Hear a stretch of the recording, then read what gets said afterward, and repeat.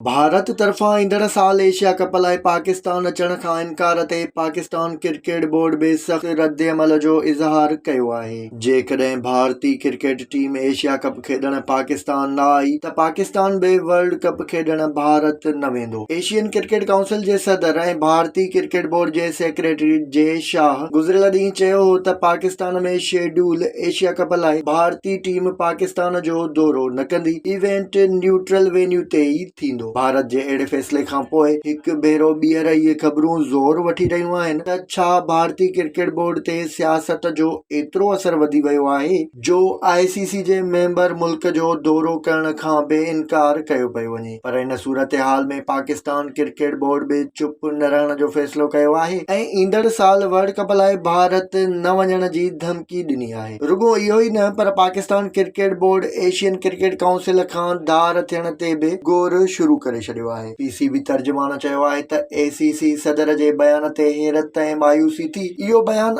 ICC ऐं ACC खे विरहाइण बराबरि आहे। पाकिस्तान क्रिकेट बोर्ड जे चेयरमैन रमीज़ राजा पंहिंजे बयान में चयो आहे त एशिया कप दुबई मुंतक़िल न थींदो। सभु कुझु भारत नाहे, असां बि कुझु आहियूं।